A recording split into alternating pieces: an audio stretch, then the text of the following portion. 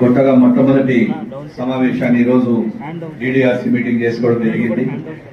జిల్లాలో ఉన్నటువంటి పలు సమస్యలను అటు అధికారులు, అదేవిధంగా శాసనసభ్యులు అందరం కూడా కలిసి నియోజకవర్గాల వారికి కూడా కొన్ని రివ్యూ చేయడం జరిగింది.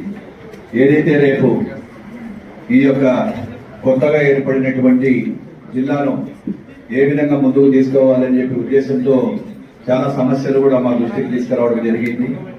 అదేవిధంగా హార్టికల్చర్ అయితేనేమి, అగ్రికల్చర్, తర్వాత R&D, హెల్త్, ప్రతి డిపార్ట్మెంట్ కూడా శాఖల వారికి కూడా తీసుకోవడం, వాటి మీద కూడా చేయడం జరుగుతూ ఉంది. ఇక్కడ చెప్పేది ముఖ్యంగా ఏంటంటే, ఏదైతే ఈ హార్టికల్చర్ అనేది ఈ మదనపల్లె ఈ యొక్క జిల్లాలో ఎక్కువగా ఉంది కాబట్టి వారికి ఆర్థిక ప్రాధాన్యత ఇవ్వాలని చెప్పి గౌరవ ముఖ్యమంత్రి గారు కూడా మా జిల్లా రివ్యూ మీటింగ్ లో కూడా చెప్పి కొన్ని సూచనలు కూడా గౌరవ కలెక్టర్ గారికి ఇవ్వడం, వాటన్నిటిలో నోట్ చేసుకోవడం జరుగుతూ ఉంది. ముఖ్యంగా మామిడి పంట మీద కూడా ఏవైతే ప్లాస్టిక్ కవర్లు ఇవ్వడం వల్ల ఆ యొక్క కవర్ల వల్ల కూడా అధిక లాభాలు వస్తూ ఉన్నాయి, హీట్లు కూడా బాగా వస్తూ ఉంది అనే ఉద్దేశంతో కూడా ఇప్పుడు వారికి కూడా ఈ సూచనలు ఇవ్వడం జరిగింది.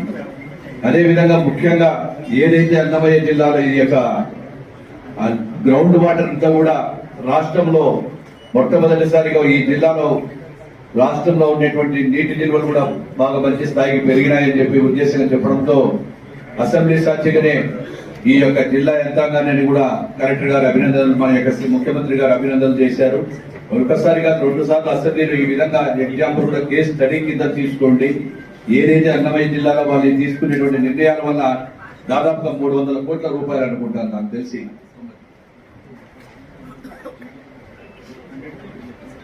100 crores ఓన్లీ ఎలక్ట్రికల్ సేవ్ అయింది.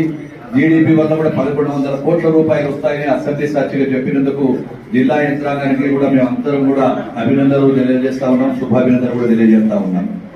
అంటే ఒక ప్రభుత్వం పనిచేస్తే ఏ విధంగా ఉంటుందనేది ఈ రోజు ఇవే ఎగ్జాంపుల్ గా తీసుకోవడం జరిగింది. అదేవిధంగా ఈ రోజు మా ప్రభుత్వం వచ్చిన తర్వాత అటు స్వచ్ఛం, అభివృద్ధి రెండింటిని కూడా సమానంగా తీసుకెళ్తా ఉన్నాము. ఏదైతే ఒక సంక్షేమంతోనే బాగుకాదు, అభివృద్ధి కూడా చేస్తేనే ఈ యొక్క జిల్లాలో అభివృద్ధి చెందుతాయనేటువంటి ఉద్దేశంతో ఆర్థికంగా ఎన్ని ఇబ్బందులు ఉన్నప్పటికీ ఈ రోజు R&D శాఖ కావచ్చు, పిఆర్ కావచ్చు, హెల్త్ డిపార్ట్మెంట్ కావచ్చు, ప్రతి దాన్ని కూడా ఈ రోజు ముందుకు తీసుకెళ్లి పెండింగ్ లో ఉన్నటువంటి పనులన్నీ కూడా తీసుకెళ్తా ఉన్నాం.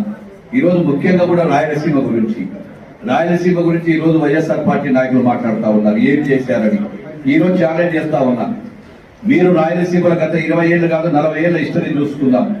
నాడు ఎన్టీ రామారావుతో మొదలు పెట్టుకొని నేడు చంద్రబాబు నాయుడు గారి వరకు కూడా కేవలం తెలుగుదేశం ప్రభుత్వంతోనే రాయలసీమకు ఈ యొక్క ఏవైతే ఉన్నాయో ఈ నీటి ప్రాజెక్టులు కానీ, లిఫ్ట్ ఇరిగేషన్లు కానీ ఇవన్నీ కూడా వచ్చినాయంటే మేము ప్రభుత్వం తెలుగుదేశం ప్రభుత్వం ఉండేది. 1-2 వారు చేసినప్పుడు కాంగ్రెస్ ప్రభుత్వంలో చేస్తే ఆ కాంగ్రెస్ ప్రభుత్వంలో చేసినవి కూడా కేవలం డబ్బులు ఆదాయం కోసం మాత్రమే చేసి రాయలసీమను నిర్లక్ష్యం చేయడం జరిగింది. వారి నిర్లక్ష్యాన్ని కూడా మళ్ళీ మేము ఇప్పుడు ఈ రోజు వచ్చిన తర్వాత ఎక్కడైతే ఆగిపోయినాయో వైఎస్ఆర్ పార్టీ నిర్లక్ష్యానికి గురైన ప్రతి ప్రాజెక్టును కూడా ఈ రోజు తీసుకోవడం జరుగుతా ఉంది.